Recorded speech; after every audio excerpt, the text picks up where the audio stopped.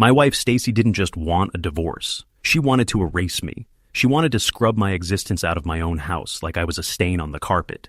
It didn't happen with a tearful conversation or a late-night talk.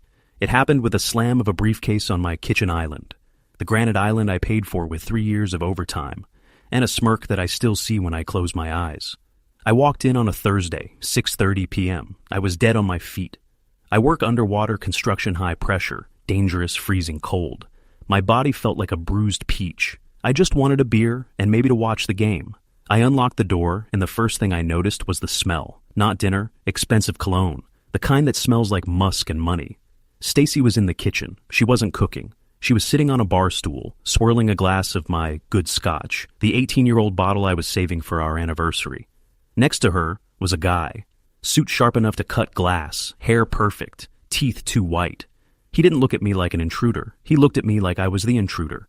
He looked at me like he owned the place, and I was just the help coming in to take out the trash.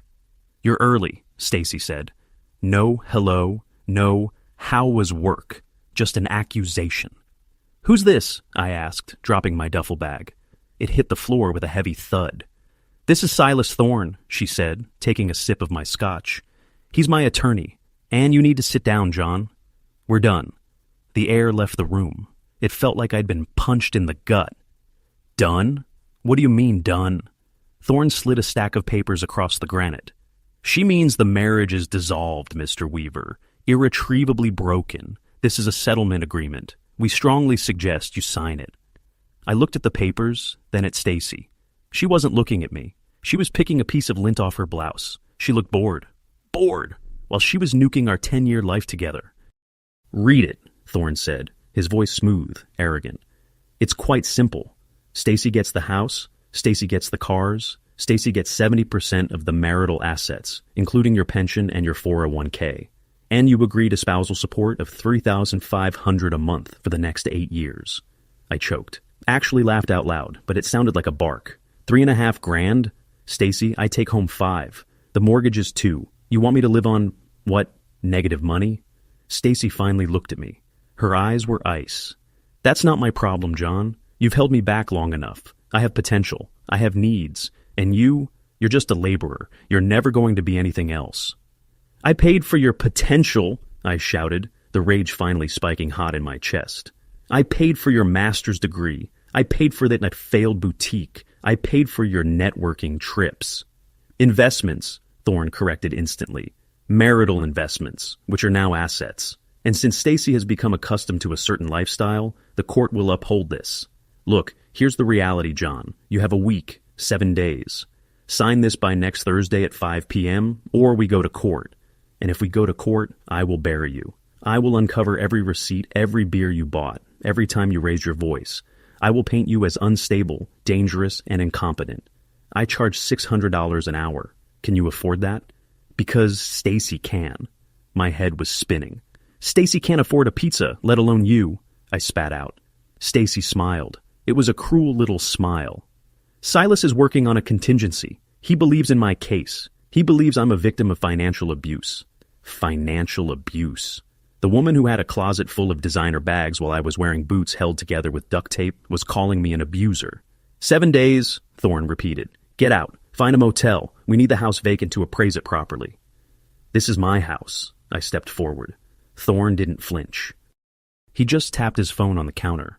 Technically, it's a marital asset in dispute, and if you show aggression, I'll have a restraining order filed within the hour. Do you want to lose your security clearance, John? Do you want to lose your job? That was the hook. He knew.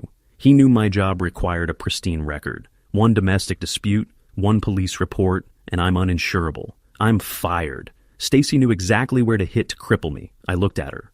Really looked at her. 10 years. I saw a stranger. A cold, calculating stranger who had been planning this for months, maybe years. Fine, I said. My voice was quiet. Deadly quiet. 7 days.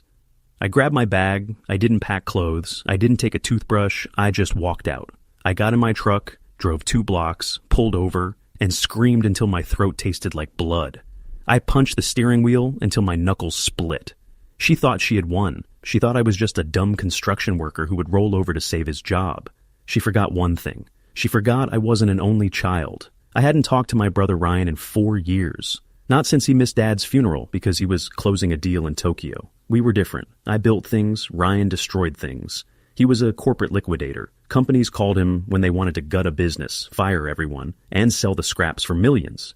He was vicious, cold, and richer than God. We didn't get along. I thought he was a soulless shark.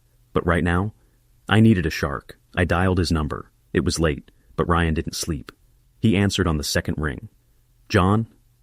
No pleasantries, just his voice, sharp and alert. I need help, I said. I didn't try to sound tough. I sounded like I was drowning. Where are you? In my truck, down the street from my house. Stacy kicked me out. Stay there. Send me your location. Do not move. 30 minutes later, a black sedan that looked like a stealth bomber pulled up behind my rusted F-150. Ryan stepped out. He wasn't wearing a suit. He was wearing jeans and a black t-shirt, but he still looked like he cost $1 million. He got in my passenger seat. Talk, he said. I told him everything. The ambush, Thorn, the demand for 70%, the alimony, the threat about my security clearance. Ryan listened. He didn't interrupt. He didn't offer sympathy. He just stared out the windshield, his eyes tracking the passing cars. When I finished, he was silent for a long time. Thorn, Ryan said finally. Silas Thorn? Yeah. You know him? Ryan let out a short, dry chuckle. I know him. He's a bottom feeder. He chases ambulances until he catches one, then sucks the blood out. He's sloppy, John. He's arrogant. He said he'd ruin me, Ryan. He said he'd take my clearance. He's trying to scare you into signing quickly, Ryan said. 7 days is a bluff. He wants you to panic. He doesn't want discovery. He doesn't want anyone looking at Stacy's finances. Stacy's finances? I frowned. She's broke. She makes Etsy jewelry and consults part-time. I pay for everything. Ryan turned to me. John, nobody hires Silas Thorn on a contingency for a divorce unless there is a massive pot of gold at the end or unless the client is hiding something so big they need a dirty lawyer to keep it buried. Stacy isn't broke. Broke people don't have Thorn on speed dial. Ryan pulled out his phone. I'm in town for a merger. I have my team with me. Stay at my hotel tonight. Tomorrow, we go to work. I can't afford your team, Ryan. Ryan looked at me. For the first time in years, I saw something like warmth in his eyes. Or maybe it was just the reflection of the streetlights. You're my brother, you idiot. You don't pay. Stacy pays. She's going to pay for everything. The next 3 days were a blur. I stayed in Ryan's suite. It was bigger than my house. While I paced the floor and drank too much coffee, Ryan's Team 3 terrifyingly quiet people with laptops tore my life apart digitally. They needed my passwords, my bank records, my tax returns. But then they started digging into Stacy. Here's the thing about greedy people, Ryan told me on the third night. We were eating takeout Thai food over a table covered in printouts. They always get lazy. Stacy has been consulting for 3 years, right? Yeah, marketing stuff. She said it didn't make much money. Right, Ryan slid a paper toward me. She didn't make much money in this state, but her LLC in Nevada, the one registered under her maiden name's anagram, that one is doing very well. I looked at the numbers. My eyes bulged. $200,000 in 6 months? That's just the clean money, Ryan said, chewing a spring roll. She's funneling cash from somewhere else. My forensic guy, Miller, thinks she's washing money for an offshore gambling site. She's a mule, John. She takes the crypto, converts it to consulting fees, pays the tax, and keeps a cut. I felt sick. She's a criminal? She's a very rich criminal, Ryan corrected. And she's trying to divorce you quickly, because if you stay married and the IRS catches her, you go down too since you filed jointly. She needs you gone, and she needs you to sign a waiver of all claims to her business assets so she can walk away clean. So, she's not just stealing my house, I whispered. She's framing me, or saving herself.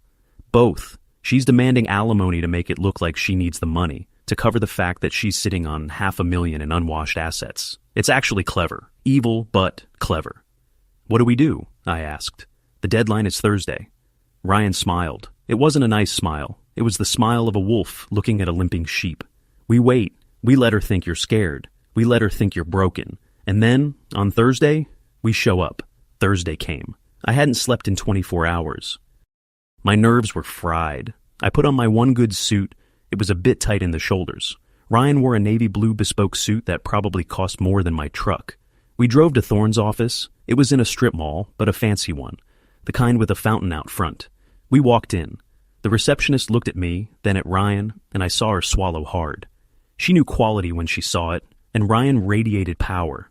"They're waiting in the conference room," she squeaked. We opened the door. Stacy was there. She looked radiant. She was already mentally spending my money. Thorne was leaning back in his chair, feet up on the table. "Ah, the prodigal husband returns," Thorne smirked. He didn't take his feet down.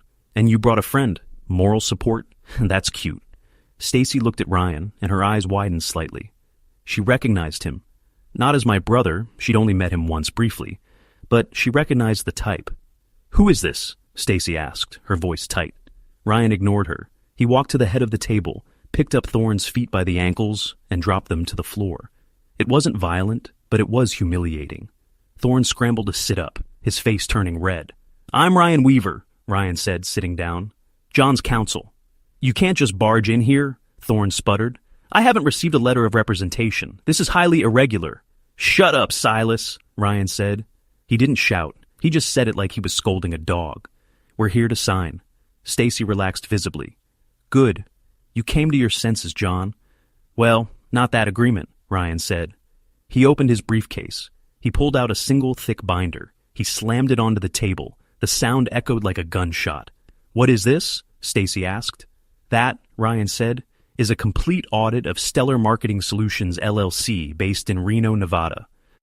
It includes IP logs, bank transfer records from the Cayman Islands, and a very interesting chat log between you and a man named Viper about structuring deposits to avoid federal reporting requirements." The room went absolute zero. Stacy's face drained of color so fast I thought she was going to faint. She looked like a ghost. Thorne looked at the binder, then at Stacy. "Stacy? What is he talking about?" "She didn't tell you?" Ryan asked, feigning surprise. "Oh, that's awkward. Silas, your client is laundering money for an illegal sports betting ring, and she's doing it badly. She's leaving a digital trail a blind man could follow." "That's a lie!" Stacy shrieked. She stood up, knocking her chair over. "He's lying. John, tell him to stop." I looked at her. I felt nothing. No love, no hate, just disgust. "Sit down, Stacy." Ryan continued, relentless. "I have a friend at the FBI, Silas, Agent Miller. He's very interested in crypto laundering schemes. I haven't called him yet. I wanted to give you a chance to do the right thing." Thorne was sweating now, profusely. He knew if he was attached to this, his license was gone. He could go to prison. "What do you want?" Thorne asked, his voice shaking. "Here is the counteroffer," Ryan said. "John keeps the house, 100%. John keeps his pension, 100%. John keeps his savings. Stacy takes her car and her personal effects. She leaves the state within 30 days. And she writes a check to John for $50,000 for emotional distress and legal fees." "I don't have 50,000, Stacy cried. "Yes, you do," Ryan said coldly. "It's in the Bank of America account ending in 4490. I have the balance sheet right here. If you sign this, we shred the binder, we walk away. You get to keep your freedom, and you can explain to Viper why you're retiring." "And if we don't?" Thorne whispered. Ryan leaned forward. His eyes were dead black. "If you don't, I call Agent Miller. He's having lunch 2 blocks away. He can be here in 5 minutes. Stacy goes to federal prison for 10 years minimum. You, Silas, get disbarred for facilitating fraud, and John writes a book about it." Stacy looked at Thorne. Thorne looked at the binder. He knew he was beaten. He knew he was out of his depth. He was a strip mall shark facing a megalodon. "Sign it, Stacy," Thorne croaked. "But—" "Sign it," Thorne yelled, slamming his hand on the table. "Do you want to go to jail? Sign the damn paper." Stacy was trembling. She picked up the pen. She looked at me one last time. "John, please. We were married. You can't let him do this." "You gave me 7 days, Stacy," I said softly. "You wanted to leave me with nothing. You wanted to ruin my career. You broke the contract first." She signed. Her signature was shaky, a jagged scrawl of defeat. Ryan took the papers. He checked them. He nodded. "Pleasure doing business." He stood up. I stood up. We walked out. We didn't look back. We got into the elevator, and as the doors closed, I heard Stacy start to scream. It was a primal sound of pure rage. In the parking lot, the sun was shining. It felt different. The air tasted sweeter. "You okay?" Ryan asked, lighting a cigarette. "I think so," I said.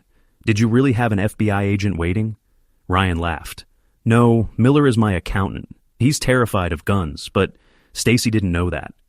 I started laughing.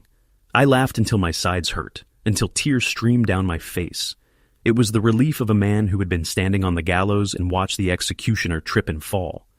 "What now?" I asked. "Now," Ryan said, checking his watch.